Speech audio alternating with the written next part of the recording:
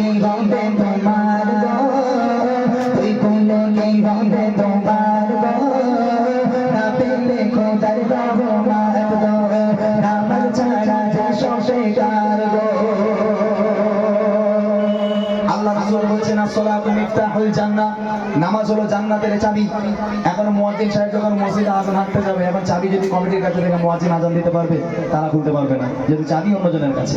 অতএব তেমনই তোমার নামাজ হলো জান্নাতের চাবি। তুমি লক্ষ লক্ষ টাকা মিলাদ দাও, মাহফিল দাও, কোনো অসুবিধা নেই।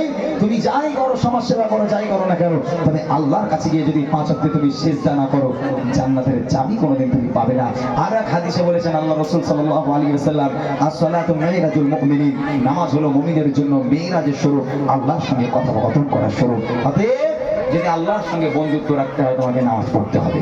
নামাজ ছাড়া কোনো গতি নেই। কবি লিখছে দেখেন, নামাজে হলো বেহেশতের চাবি, নামাজে পাবে সুখ শান্তি সবই, নামাজে হলো বেহেশতের চাবি, নামাজে পাবে সুখ শান্তি সবই, নামাজ তুই করলে বড় পার গো, নামাজ তুই করলে বড় পার গো, নামাজ ছাড়া যে সব বেকার গো, তুই করলে কি হবে তোমার গো,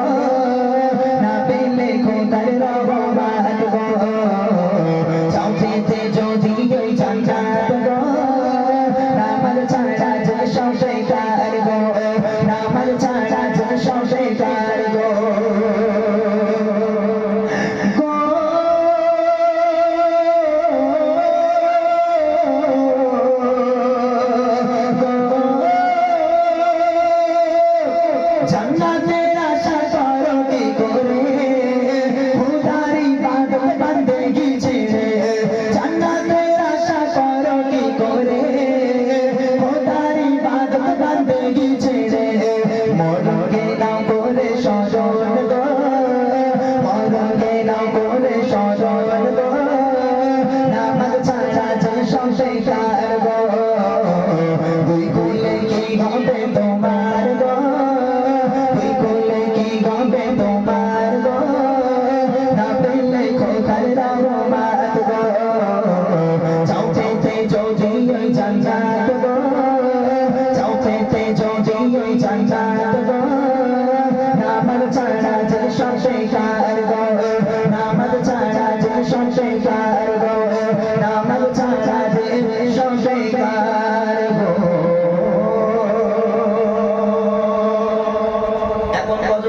আপনারা এখন গজল শুনে বাড়ি যাবেন।